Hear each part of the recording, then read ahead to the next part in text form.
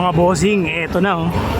Ang specs ni Husky ADB 150, may price na rin dito, 152,900 pesos Philippine money. Displacement, engine, 4-stroke, 4-valve, compression ratio, cooling system. Yan. So kitang-kita nyo dito, oy, 15 liters ang ilalabas sa Pilipinas. Mababa ang kanyang ground clearance mga tol. Bitin pa sa isang tangkal. Pero monoshock. Yes, sir.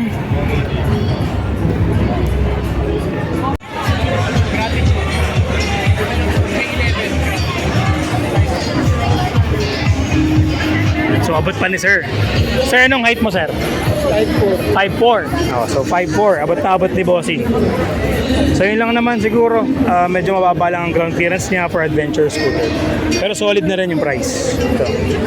152,900. Again, wala siyang connection dito. Hindi siya naka-projector, LED lang. Pero adjustable kaya to. Parang hindi. Feeling ko hindi adjustable yung windscreen. Pero pwede na. Ganda ng upuan. Sport tire na rin. Dual sport. Yan. Pero malupit talaga yung monoshock end. Ayan yung kanyang mga buttons. Hazard. Ignition on and off. Ito lang, red. Tapos ito, passing light. Light din. Tanong ko lang sir, ito bang screen nito is pwedeng mag-connect ang cellphone? Phone mirroring ganun. Hindi. As is lang siya sir, no? Yes. Pero naka-TFT display na. Yes, sir. Okay. Okay. Yan yung monoshock niya mga tol. Yeah. Thank you. So ito yung monoshock niya mga boss. Yan yung monoshock ng Husky ADB.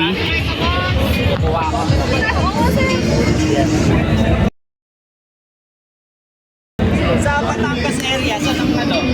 Ito, gilid. Titignan natin sa kung saan yung pinakamalapit. So any Mitsukoshi branches and minsan Benelli, SYM syempre meron. Doon pwede mag-pre-order or mag-reserve. Malaki siya tignan or mataas tignan pag nandito sa side na to.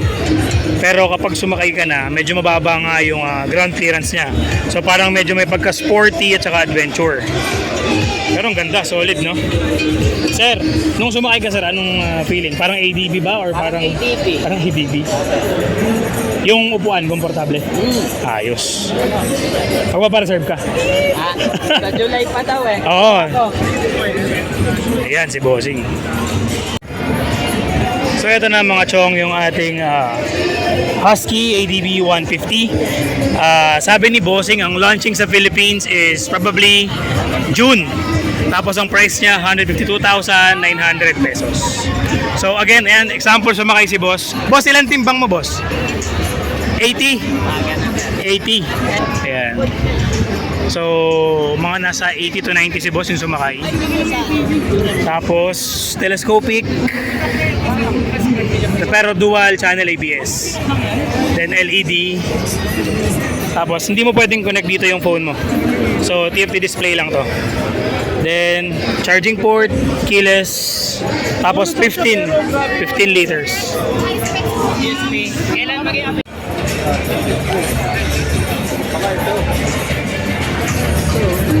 Oo, sir. Kasi naka-ADB 160 ko eh. Oo nga eh. Yung O, diba? Para na tayong ahente nitong Husky ADB 150. Boss. Nagtanong si Boss regarding dito.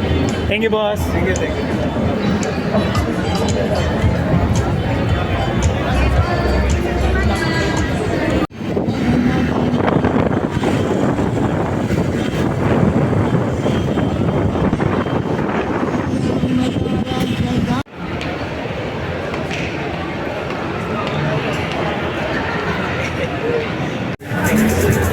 Itong mga motor na to ang isa sa mga pangarap ko mga tol. 750 Honda CB. Kung di ako nagkakamali, CB 750 to. Sobrang ganda oh. Restored. Grabe, 1974. Ah, kay Kuya Kim pala to. Ayan, oh. So ito yung ano ni Kuya Kim Atienza, kanyang CB750. Ito rin, sa kanya rin pala tong Goldwing 1978. Shout out Kuya Kim. Grabe, ang ganda ng motor mo Kuya Kim. Sana makabisita ako sa bahay mo. Papa-picture lang ako sa mga motor mo. Ganda. This one is the Goldwing 1978 Goldwing 1000, and this one is CB750 1974. Grabe, mga ninuno.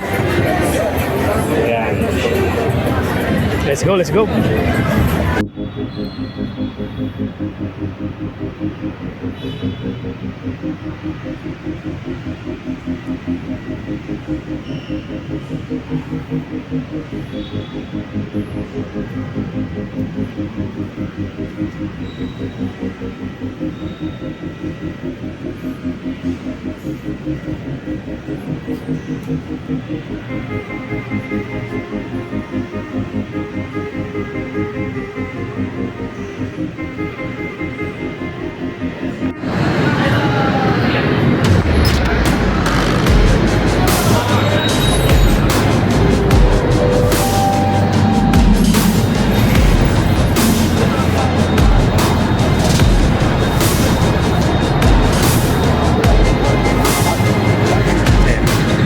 Bumangga, iba no?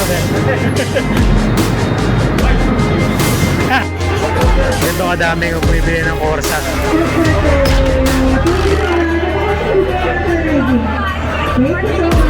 Bus na yung stock ko.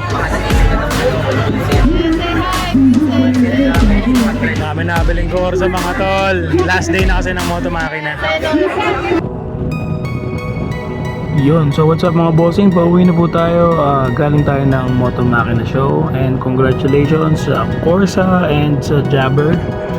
Ayan, what a successful event. Especially sa Corsa Philippines. Nagkaroon tayo ng motorcade doon. Sinamahan natin yung mga Corsa riders. And sinilip na rin natin yung bagong-bago na ADV Husky 150 ng SYM.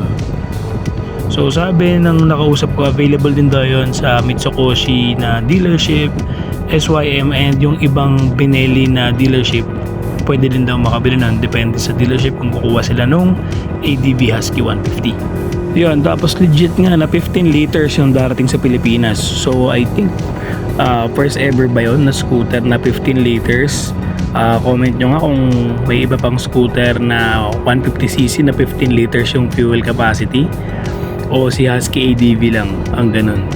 And then dun sa sinabi ko na na monoshock si Husky ADV, so correct natin yun kasi yung KRV pala ng isang brand, yung Kimco ata yun, monoshock din pala yun, tsaka yung isang brand din na FKM ata yun. So salamat sa mga nag-correct sa comment mga bossing. So again, laging tayo yung panalo consumer rider sa bawat modelong nilalabas ng mga any motorcycle company.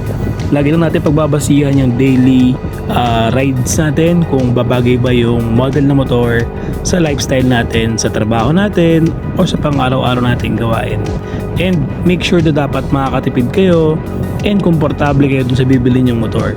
Hindi yung bibili kayo tapos ubos na yung pera nyo. Alright? So once again, this is Vlog Nicosa. Signing out. Peace!